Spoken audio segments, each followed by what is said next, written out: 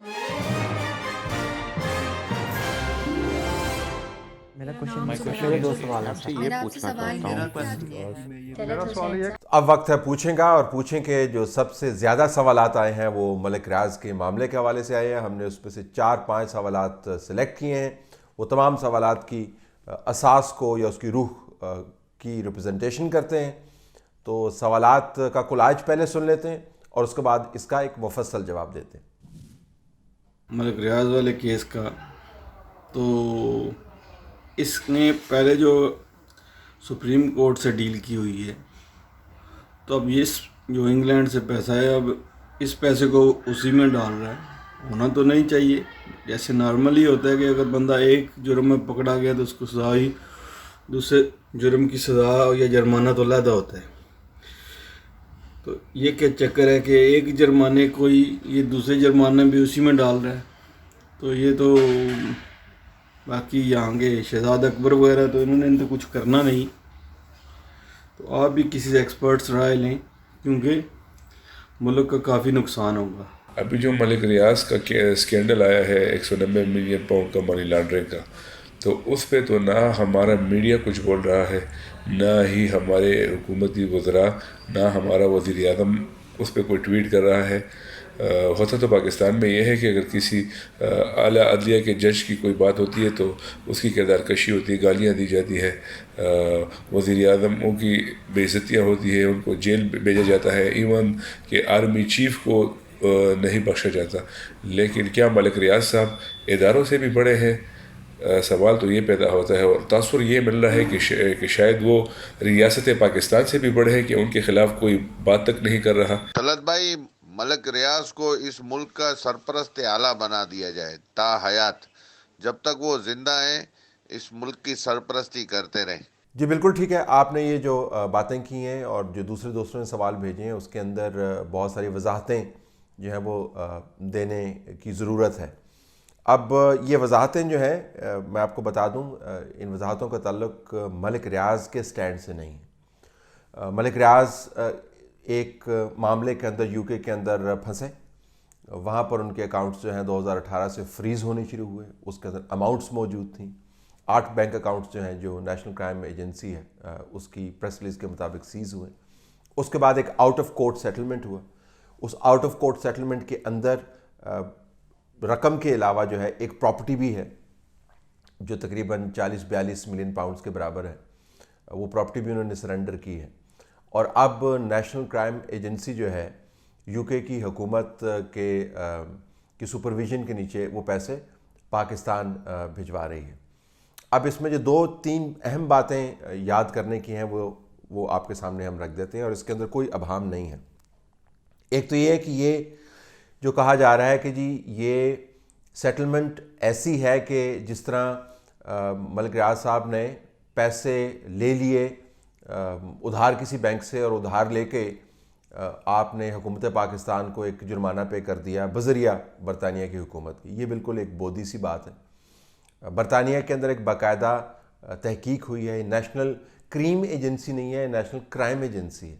तो crime agency ज़ाहिर है क्रिमिनल प्रोसीड्स को ही इन्वेस्टिगेट करती है ना, वो हलाल पैसे को या ज़कात याफ्ता पैसे को या टैक्स शुदा पैसे को तो नहीं वो इन्वेस्टिगेट करती।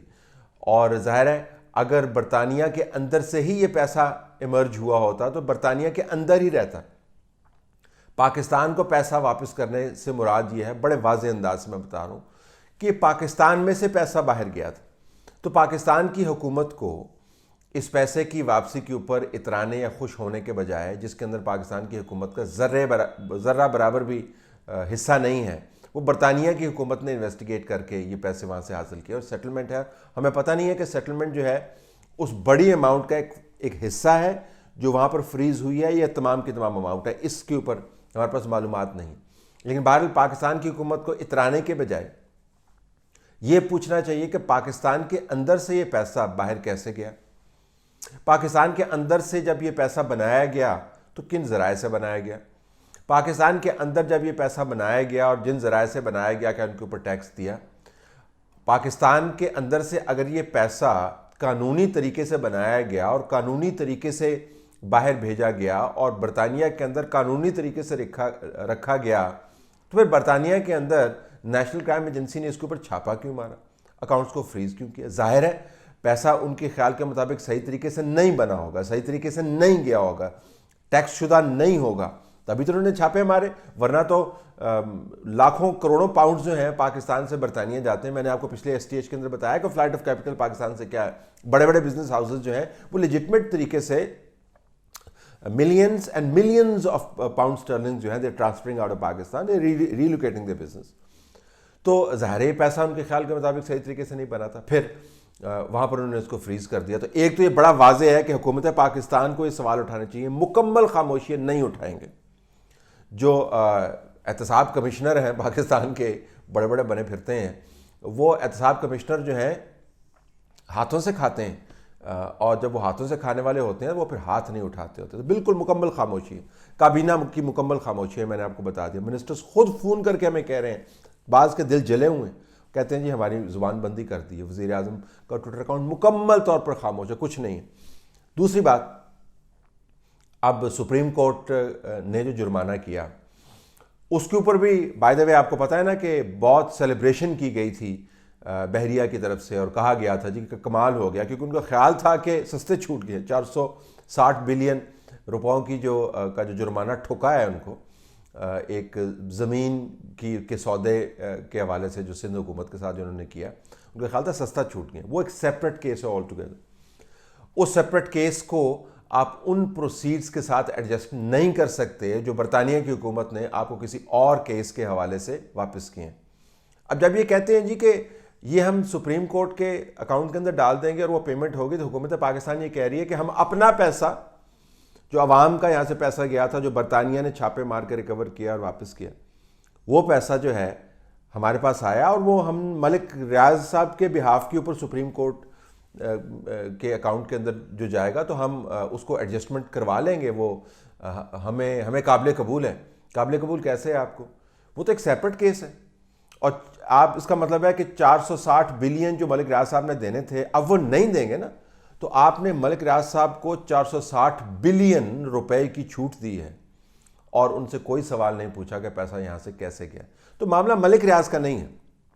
कोई भी बिजनेसमैन, कोई भी रियल एस्टेट का मालिक, कोई भी मल्टी बिलियनर आदमी जो है, अगर उसको छूट मिलेगी तो छूट को इस्तेमाल करेगा। ये अमेरिका का बिजनेसमैन भी ऐसे करेगा, ये बरतानिया का बिजनेसमैन भी ऐसे करेगा। टैक्स हेवन्स के अंदर लोग पैसे रखते हैं। सो मैं उसको बिल्कुल जस्टिफाई नहीं कर रहा, लेकिन मैं बता रहा हूँ कि बिल्कुल नेचुरल चीज़ है कि अगर बिजनेसमैन को आप कहीं पे छूट दे रहे हैं तो छूट का इस्तेमाल करेगा। अगर आपने किसी और मुकदमे का पैसा उठा के 460 बिलियन के अगेंस्ट एडजस्ट कर दिया तो बिजनेसमैन उसके ऊपर खुश होगा।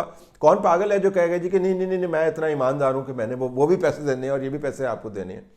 असल मामला, असल जो कल्प्रेट आपको नज़र आता है वो इसके अंदर हुकूमत पाकिस्तान का वो निज़ाम है जिसने आपको और मुझे पागल कर दिया है एहतसाब का नाम इस्तेमाल करके, और आपको और मुझे जो है वो बेवकूफ़ बनाया है एहतसाब का नाम हर वक्त इस्तेमाल करते हुए।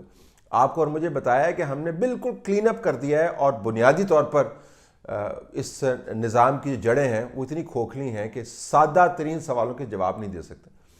अब शहजादा अकबर साहब जो हैं, जब वो मलिक रियाज के प्रेस ऑफिसर के तौर पे काम करते हैं और उनके बिहार पर वजाहतें देते हैं, तो उसके बाद कौन सी स्टोरी है जो आप हमसे सुनना चाहते हैं? सब कुछ आप पर वाज़ेह है। ये ओपन एंड शट केस है जिसके ऊपर एक डिटर्मिन्ड इन्वेस्टिगेशन होनी चाहिए। कोई ये नहीं बता सकता कि क्या जस्टिफिकेशन है कि जो 460 बिलियन सुप्रीम कोर्ट को आपने किसी और केस के अंदर देना था उसको आप इस पैसे के अगेंस्ट एडजस्ट कर रहे हैं। जो बरतानिया की हुकूमत कह रही है वो अवाम का पैसा है और यहाँ से गया कैसे, आप ये सवाल भी नहीं उठा रहे। तो असल मामला मलिक रियाज का, मैं दोबारा दोहराऊँ, नहीं है। असल मामला उस निज़ाम का है जिसका खोखलापन जो है वो जाहिर हो गया है और आपको पता चल गया है कि एहतसाब के मामले के अंदर कितनी जान है और जो लोग एहतसाब का झंडा उठाते हैं उनकी टांगों के अंदर और उनकी कमर के अंदर कितनी जान है। झुके हुए हैं, नीचे लगे हुए हैं, सजदे की हालत में हैं, क्योंकि पहली मरतबा ताकतवर से वास्ता पड़ा है, थर थर काँप रहे हैं। कमज़ोर को ठुड्डे मारने तो बड़े आसान है, ओए करना बात बड़ी आसान है। पाकिस्तानियों टैक्स दो, पाकिस्तानियों नहीं तो मैं ये कर दूंगा, जेल में डाल दूंगा। शरीफों को जेल के अंदर रखा हुआ। तो ये उस निज़ाम का अल्लाह की तरफ से एहतसाब हुआ है एक्सपोजर के ज़रिए। अगर ज़रा से भी इस निज़ाम के अंदर कुछ निज़ाम के अंदर शर्म बाकी है तो वो इस केस को टेकअप करेगा, लेकिन यू एंड आई नो कि ये टेकअप नहीं होगा।